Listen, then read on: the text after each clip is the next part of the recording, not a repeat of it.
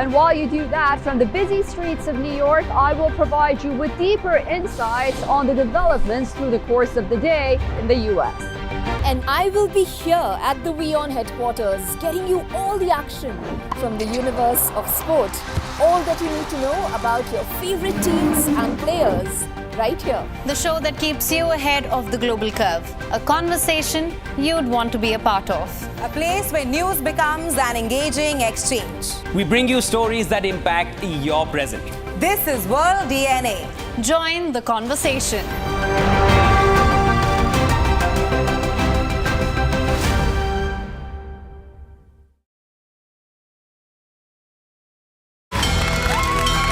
From the bustling trading floors of Wall Street to the vibrant exchanges of Asian stock markets, WION breaks it down for you to make sense of what's happening, as we reveal the key factors behind events, strategic battles, and the game-changing business decisions that shape the world. We bring you all of this and more on World Business Watch. WION, India's global voice, the channel that brings you the biggest stories from across the world through India's lens. Now available in more than 190 countries worldwide, because we believe that the world is one. Watch us in Africa, Europe, USA and Canada, South America, Asia Pacific, Middle East and North African regions. Also available on these digital platforms across the world. WION. World is one. WION Health Resort is unique, the only one of its kind. Experience the 4 paths of natural wellness: yoga, Ayurveda, acupuncture, and naturopathy. Each uniquely customized program improves the whole person to make every person whole. Come to WION Health Resort. Make your reservation at wion.com.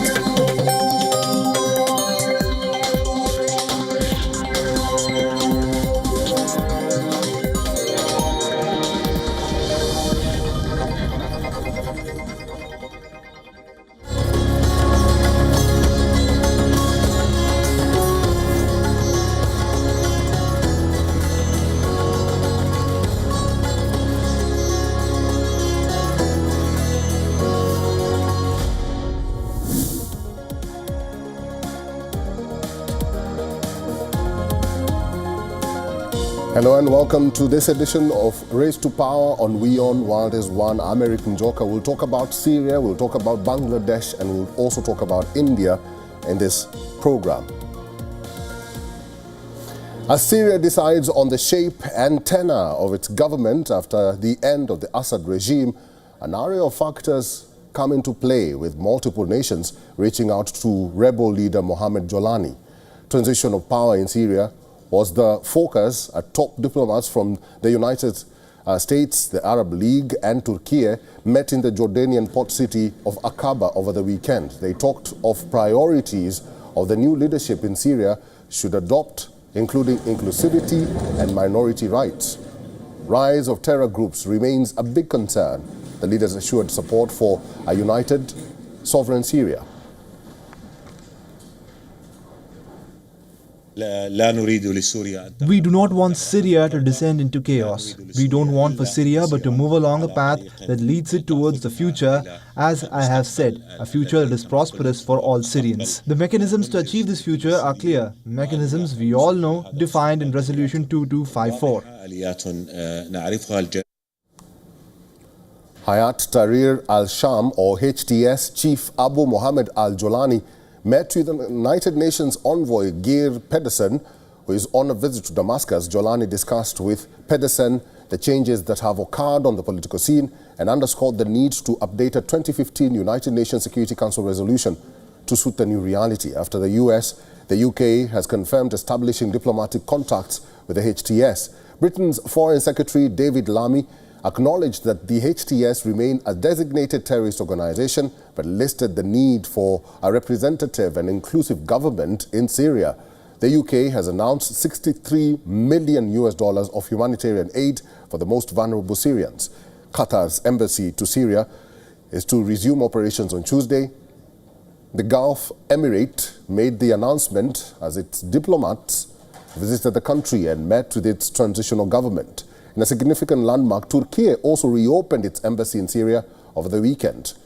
There's also been big focus on multiple ethnicities in Syria and whether they can unite on governance. And according to the CIA World Factbook, Sunni Muslim Arabs make up 50% of Syria's nearly 24 million population, while Alawites, Kurds, and Christians make up 45%. The remaining percentage comes from Druze, Ismaili, and other ethnic and religious groups. Druze community leaders have spoken of support to Israel to run the government. The HTS leader says the HTS is communicating with Western embassies. He added that Syria was too exhausted for another war amid Israeli forces seizing a buffer zone in the occupied Golan Heights. A week since the fall of Bashar al-Assad, Syria struggles to get back on its feet again. Preparations are on for Damascus International Airport to resume operations. Authorities have announced reopening of schools. On the streets of Damascus, there are signs of business activity resuming, though restaurants remain cautious on issues such as serving alcohol and liberties they can take.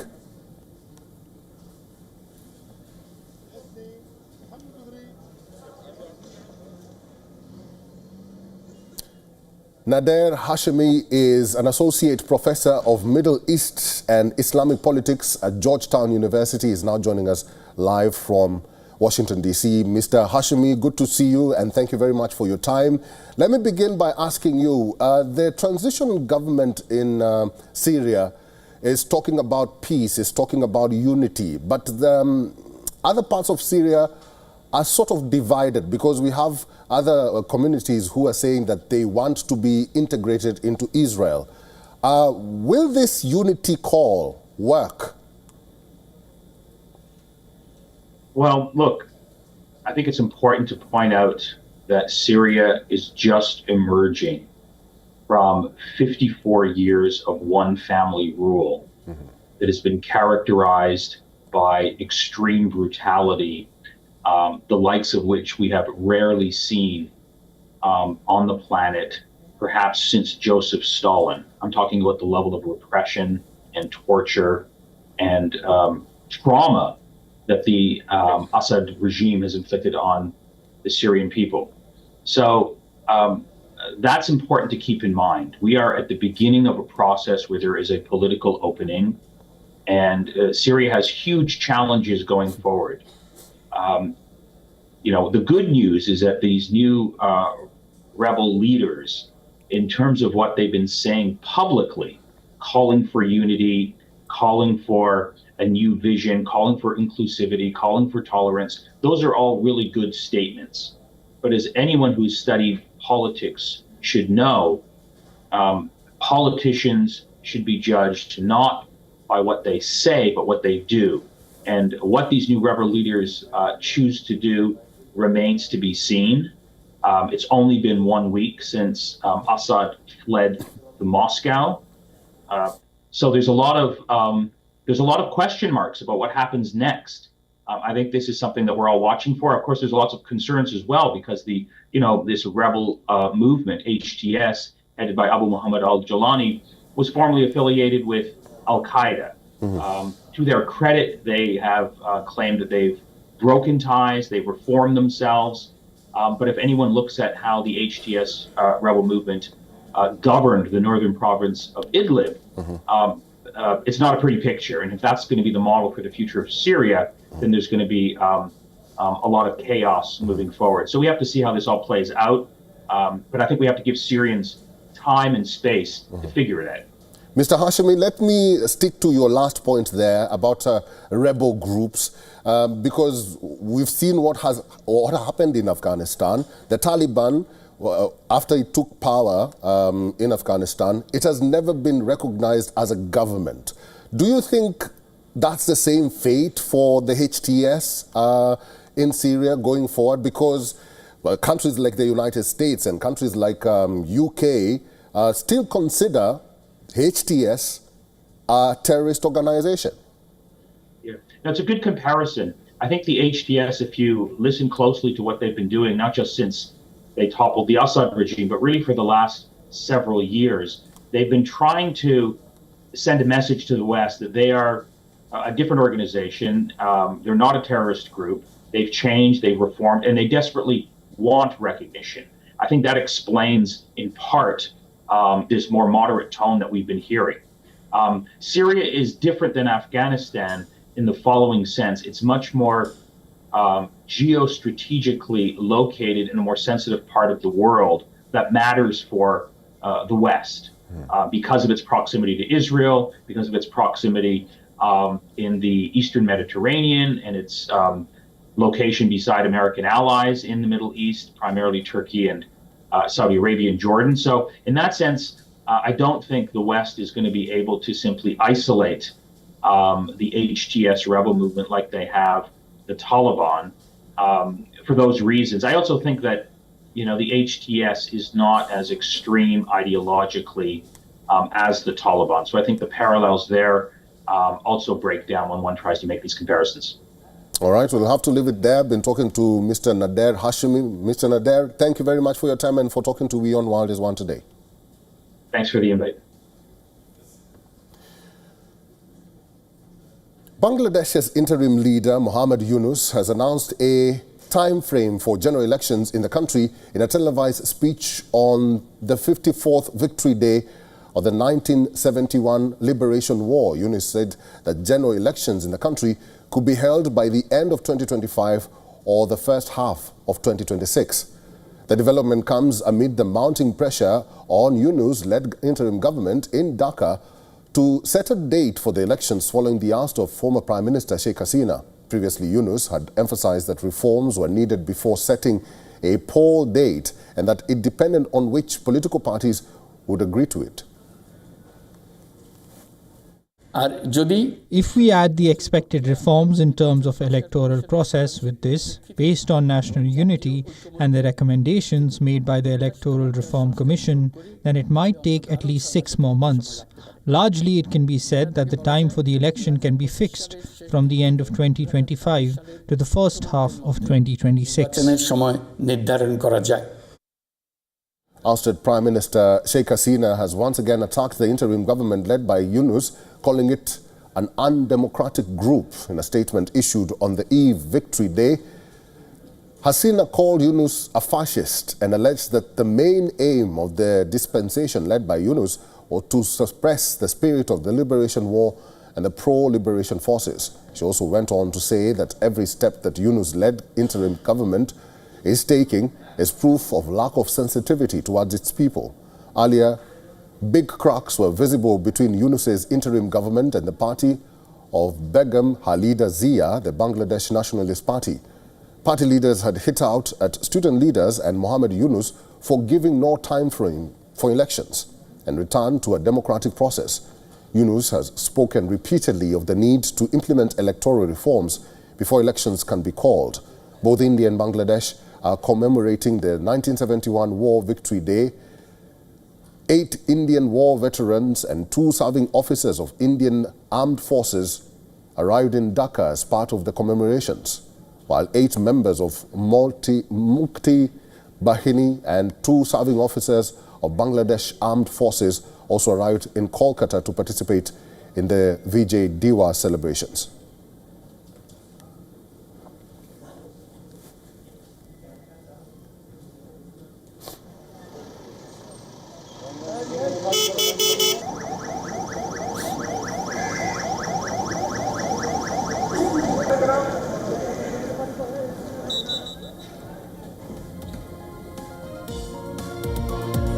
The Indian government has decided to defer the introduction of bills related to One Nation, One Election. The bills were set to be introduced in the lower house of the parliament today. The 2 bills, the Constitution 129th Amendment Bill and the Union Territories Law Amendment Bill have been removed from the revised list of business in the Lok Sabha for Monday. As per sources, the central government has decided to introduce the bills later this week. Union Cabinet approved the bills related to One Nation, One Election last week based on the recommendations of a high-level committee headed by former President Ram Nath Kovind. The bills aim to hold all the elections, including that of Lok Sabha, state elections and the local body elections simultaneously. Government claims that holding elections simultaneously will reduce the cost and burden, increase participation of the voters and improve election monitoring. However, critics argue that holding simultaneous elections will undermine local issues over national issues and may lead to multiple constitutional amendments.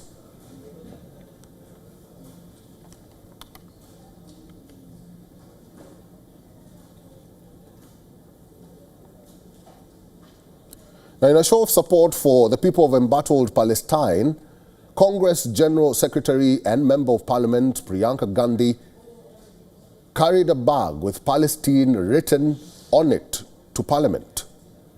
Gandhi's bag featured not only the word Palestine, but also included a symbol of a white dove, which symbolizes peace, along with a watermelon, which is trending on social media to express symbolic support for Palestine. The move has sparked sharp response from the ruling BJP that termed Priyanka's gesture as appeasement politics. The Wayanad Member of Parliament wasted no time in responding to criticism. She called it patriarchal mindset and said she will wear what she wants to. Priyanka Gandhi has been vocal in raising her voice against Israel's actions in Gaza and expressing solidarity with Palestinians. Earlier this month, Priyanka also donned a black and white keffiyeh during a meeting with the Palestinian embassy's chargé d'affaires. In June, Vadra slammed Israeli Prime Minister Benjamin Netanyahu over his actions in Gaza. She also accused Netanyahu and his government of barbarism.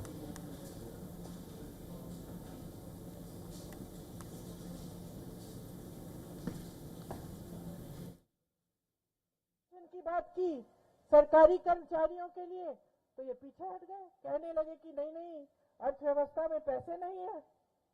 यहाँ हिमाचल की सरकार ने उन पुराना pension दिलवाया। The leader of South Korea's ruling People Power Party has announced his resignation following the impeachment of President Yoon Suk-yeol by Parliament on Saturday.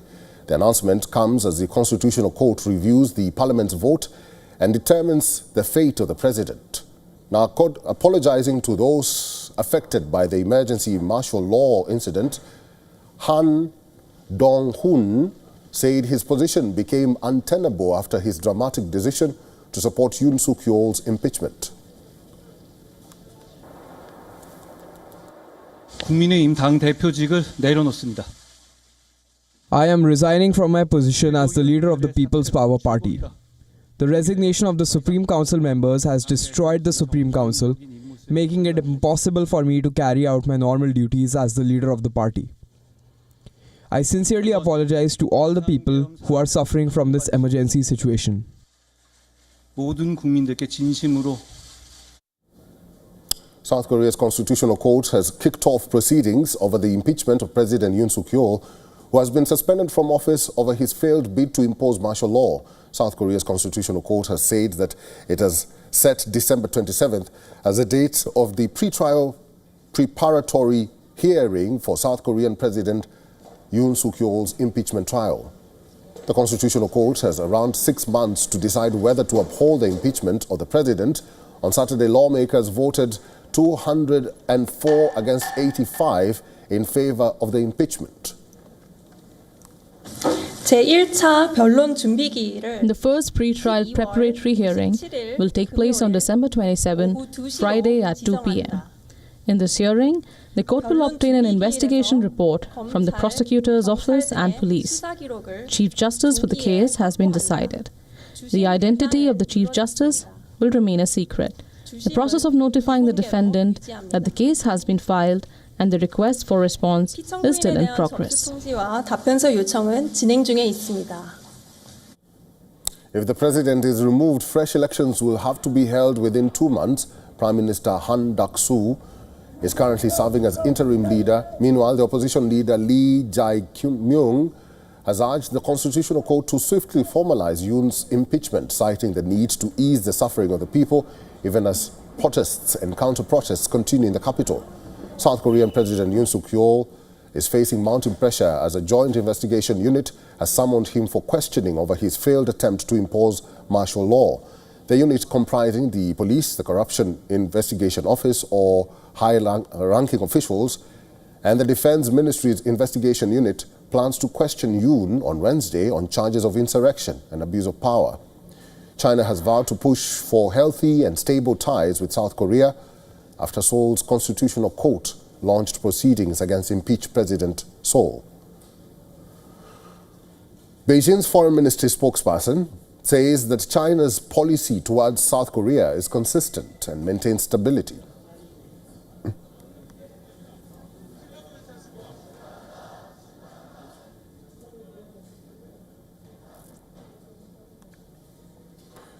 Germany's embattled Chancellor Olaf Scholz is set to face a confidence vote in Germany's parliament, the Bundestag, in a short while from now. He is expected to lose, with his government hugely short on numbers.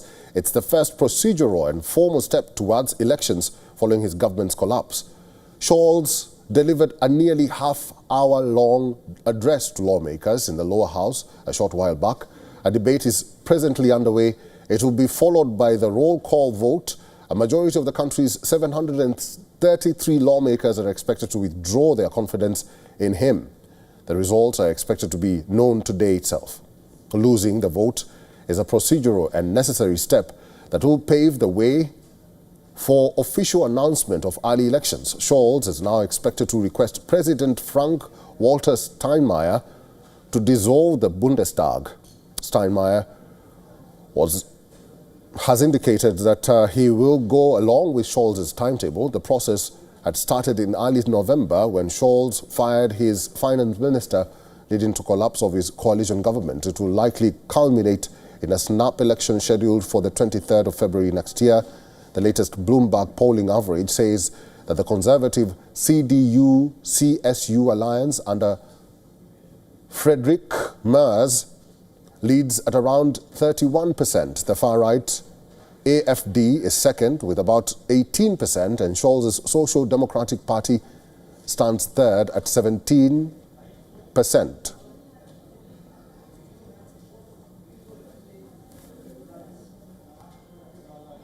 Outgoing U.S. President Joe Biden and Vice President Kamala Harris reflected on their legacy at the National Democratic Committee's holiday reception in Washington, D.C.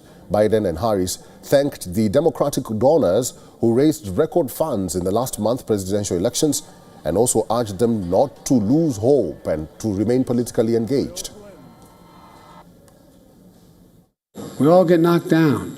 My dad would say, when you get knocked down, you just got to get up. Get up. The measure of a person or a party is how fast they get back up. And to know what we believe in is really worth fighting for. Harris, who's stepped in as the party's presidential nominee after Biden ended his campaign in July following his bad debate performance, praised donors for putting their time and checkbooks into backing her and Democrats that they believed in. Democrats, their allied super PACs, and other groups raised about $2.9 billion compared to $1.8 billion for the Republicans. Harris noted that Democrats raised a whopping $700 million over just 700 events organized by the Democratic Finance Committee.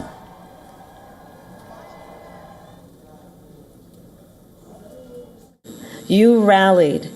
You opened your homes. You reached out to your friends and your family. You put your personal capital, and by that I mean your relationships, at stake to talk with people because you care so deeply, and you connected with people and took the time to remind them of what is at stake. Though Harris lost to President-elect Donald Trump, she urged her party not to feel defeated. She said, "Our spirit is not defeated. We are not defeated. Let's be clear about that. We are strong."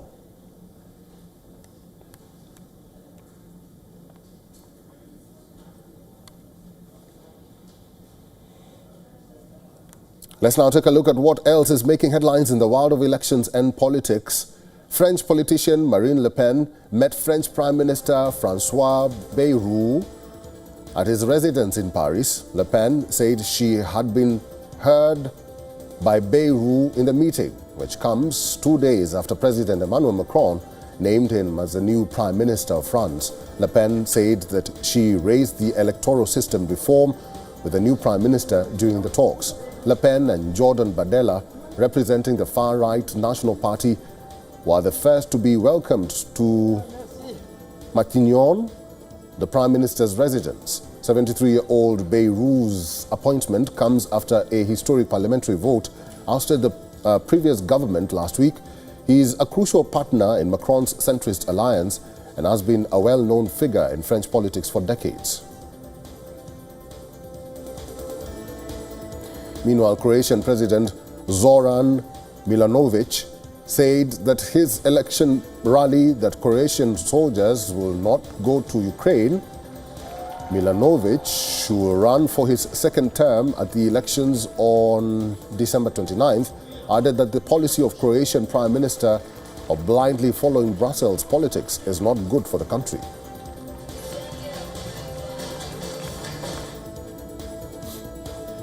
Bolivians voted on Sunday for the country's top judges in a contentious election that has seen campaigning get banned and polling halted in some areas. The judiciary will play a crucial role in a political power struggle between current President Luis Arce and former President Evo Morales for the ultimate power control in Bolivia, where the presidential elections are scheduled to take place in 2025.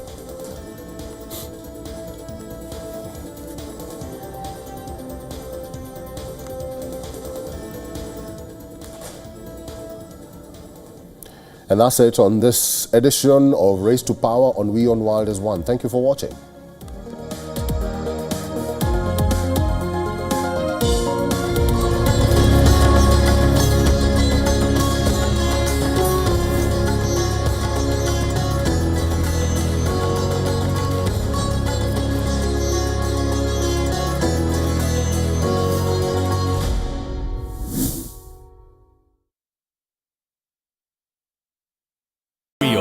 India's global voice, the channel that brings you the biggest stories from across the world through India's lens. Now available in more than 190 countries worldwide. Because we believe that the world is one. Watch us in Africa, Europe, USA and Canada, South America, Asia Pacific, Middle East and North African regions. Also available on these digital platforms across the world. WION. World is One. WION brings you a special business talk show where we bring forth the stories of business leaders. From breakthrough technologies to visionary leadership. We will unlock the trends, the tactics, and dive into the minds of the industry's most influential leaders. WION brings you this special series to uncover what drives them in a candid talk show, WION Business Masters.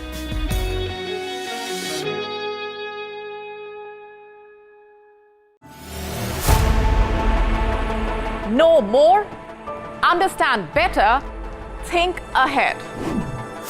Hello and a very warm welcome. You are watching Gravitas with me, Molly Gambhir.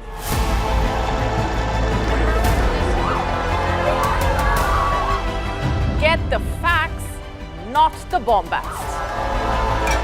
On the 26th of March, dynamic pricing, Baloch separatists, Gravitas cuts out the clutter. Gravitas keeps calm when others scream. Gravitas brings news to life.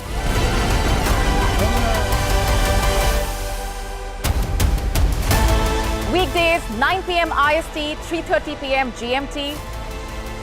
Gravitas. Seeing is believing. The Earth is sending distress signals.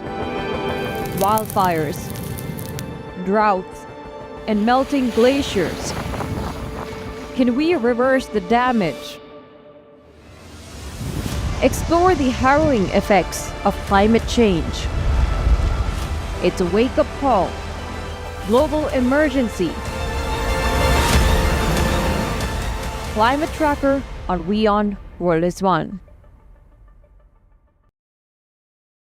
The stress of our world can take a toll on our physical and emotional health. Here, in New York's Catskill Mountains, lies a luxurious place of healing called WION Wellness Center. The WION Wellness Center provides 500,000 square feet of natural methods to manage diabetes, hypertension, chronic pain, obesity, depression, anxiety, and other conditions. We use the traditions of centuries-old natural science from India, yoga, Ayurveda, acupuncture, and naturopathy in personalized programs that help you take charge of your own health. A minimum 5-day stay is recommended for best results. Book now at yo1.com. From the bustling trading floors of Wall Street to the vibrant exchanges of Asian stock markets, WION breaks it down for you to make sense of what's happening, as we reveal the key factors behind events, strategic battles, and the game-changing business decisions that shape the world. We bring you all of this and more on World Business Watch.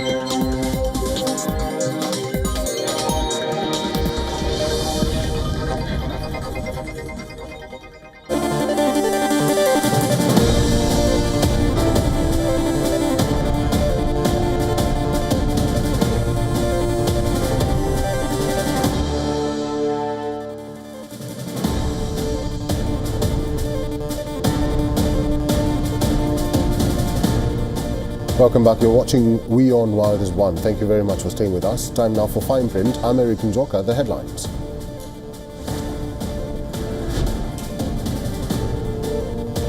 The EU targets Russian military intelligence agents with its first ever sanctions over so-called hybrid attacks aimed at destabilizing Europe, including disinformation, cyber strikes, and arson.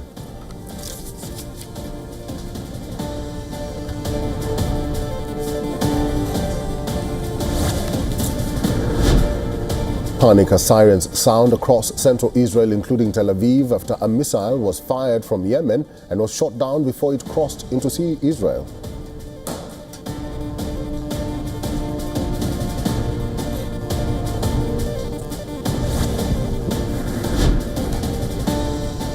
Bashar al-Assad says he fled Syria only after Damascus had fallen and denounced the country's new leaders as terrorists in his first remarks since